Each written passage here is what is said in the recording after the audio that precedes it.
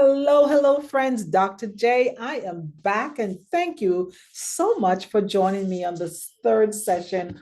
I am continuing to take you on a journey through this great book. I love it. I love it. 16 Undeniable Laws of Communication by John Maxwell. And so I have this wonderful opportunity of sharing with the world John Maxwell content because I am a John Maxwell coach, speaker, and trainer. And my greatest gift is communication. So let's talk about this. In our last session, we talk about consistency and the importance of being consistent when it comes to communication. Today, I'd like to talk to you about be a good example. Now, I know we're great leaders, we are great examples. John is going to take us on this journey, and I get this opportunity to, I want to hear from you. How are you being a good example? Let's go into the language. Let me ask you this question. Have you ever, don't you love those questions? Have you ever been working on writing a message and you found some material that is so good and so interesting, but you couldn't verify it? You know, it's good stuff. You just can't verify it through your own experience or observation.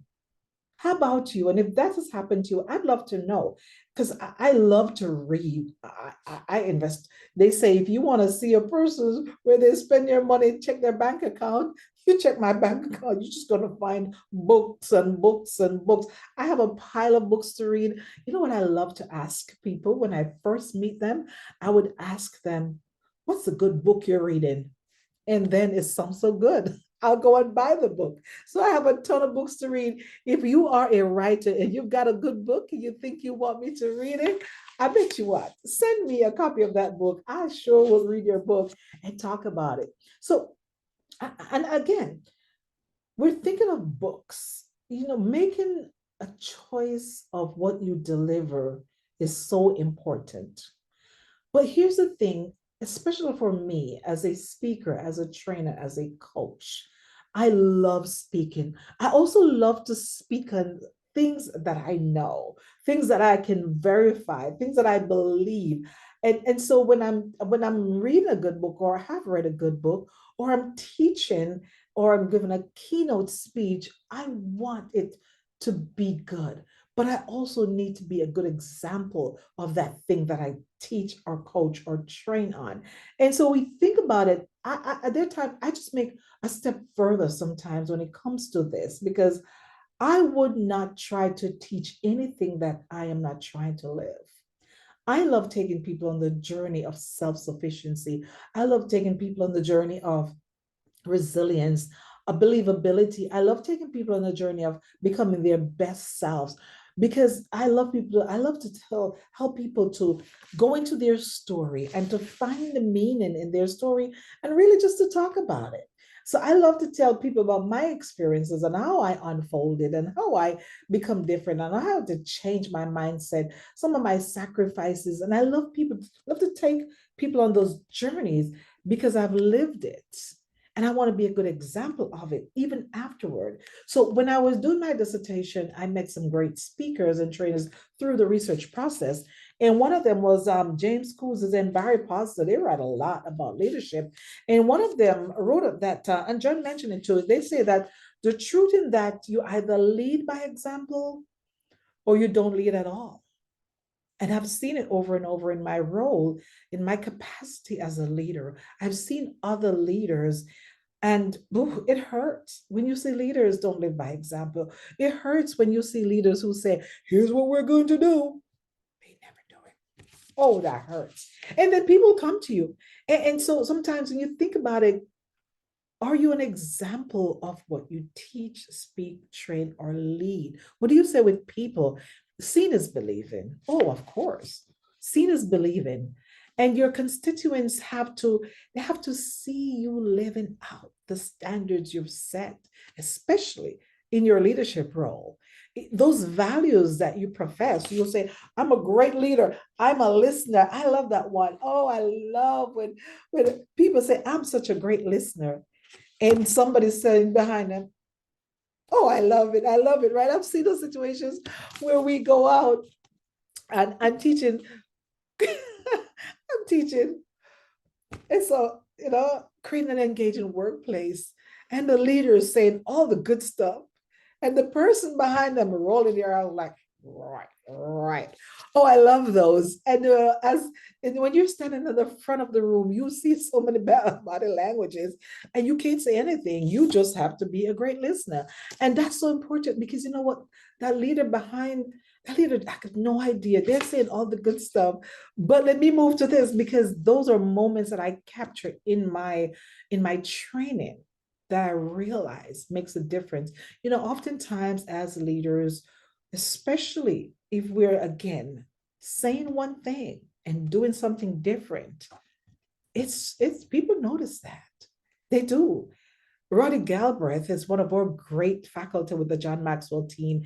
He's taught us how to be great speakers. Ta-da!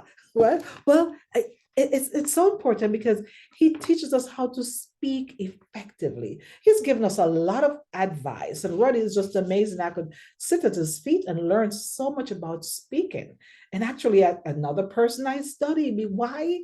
Because he knows it so well. Well, Roddy says that a couple of things we have to do. As a matter of fact, he said that there are three things we have to do.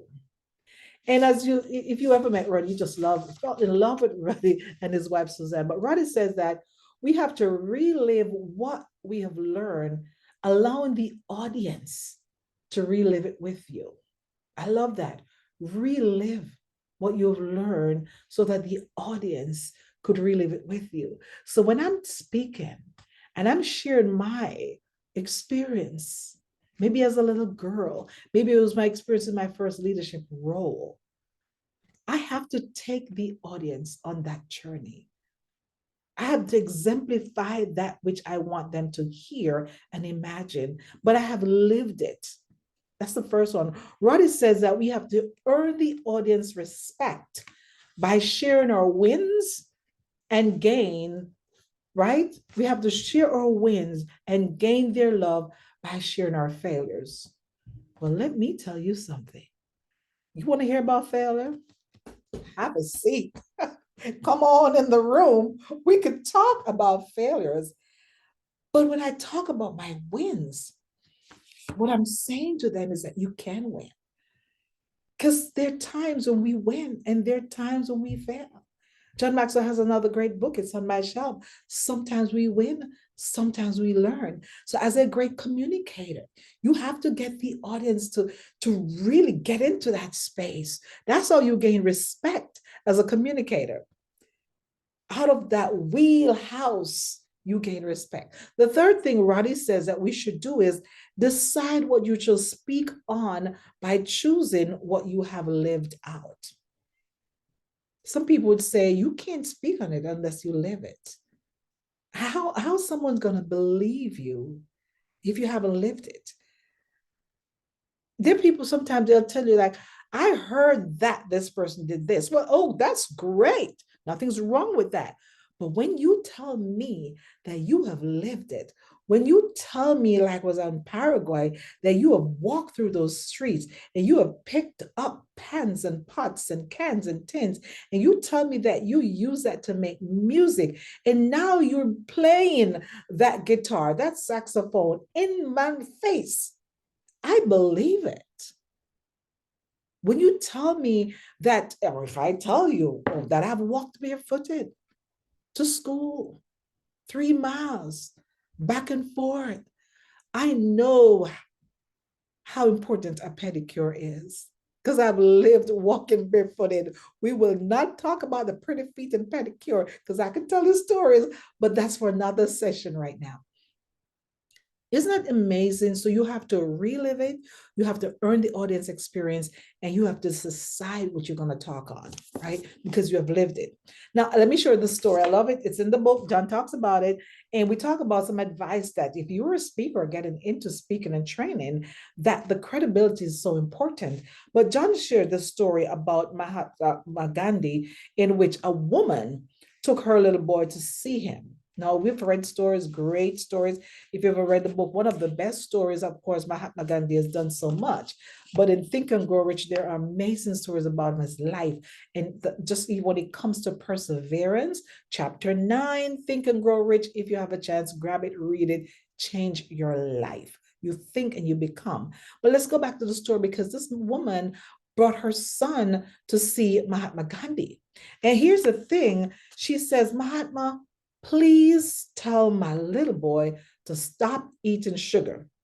Sounds like something we need to tell. We need to bring our kids to somebody and ask them, please tell my little boy to stop eating sugar. Well, here's the story. Listen carefully. Mahatma Gandhi told the lady, come back in 3 days. I came to you to ask you to help my child to stop eating sugar. You tell me come back in 3 days. What? Well, here's the thing. In 3 days, the woman and the little boy, they went back to see him. He said to the little boy, stop eating sugar. The woman was like, what? Can you see her face? Like, what? She says, like, why was it necessary for us to come back in 3 days? Couldn't you have told the boy to stop eating sugar on the first day when we visited? Sound like something we would say, right? Mahatma Gandhi says, you know what? I could not tell him at that time. When you first came, I couldn't tell him at that time because at that time, I was eating sugar. You got it? Did you get it? Did you get it? He couldn't tell him at that time, stop eating sugar, because at that time he was eating sugar. We're talking about here in communication how to be a great example. And so if you think about the story, it illustrates the point that being a good example brings credibility to the lives of others. It brings credibility to your words. Let's look at that whole story sums up. They went, he told them come back in 3 days. When they came back in 3 days, he told the little boy stop eating sugar. Mama asked, why didn't you tell us the first time? We'd have spent, why we had to wait 3 days? Because he had to stop doing that action. I love that story when it comes to being a good example. When someone gives good advice and they set a bad example, it creates confusion. I had to learn that. Oh, again, hey, can I be vulnerable here? Is this a great safe space? Somebody's good. People, we meet them, they're good, giving us good advice, but they're not doing it. And I see that happen all day long in the workplace. Let me tell you, folks, it creates major confusion. Have you ever heard of Walter Emerson? When I studied English, Queens College, New York, we had a program called Transcendentalism. And Waldo Emerson says that what you are stands over you. And it thunders so that I cannot hear what you say to the contrary. I love it because when words and actions don't line up for a speaker, what? Not only confuses the audience, but you lose the audience.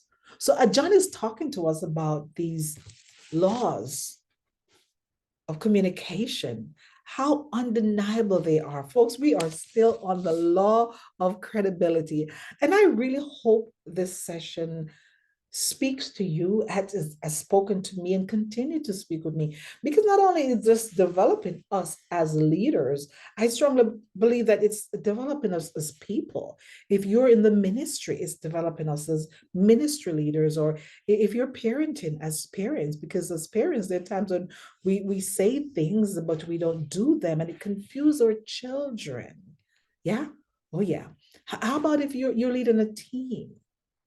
Girl Scout, Rotary Club leaders. Those are, again, see where I'm tapping into places I've been to. Why is it so important to be a good example? We have to do it and speak it. We have to speak from an experience where we've lived. Because when we live an experience and we speak on it and we are good examples of it, it gives us credibility. Not just us, credibility, but what we say. And we get to keep our audiences. That's one of the things I love.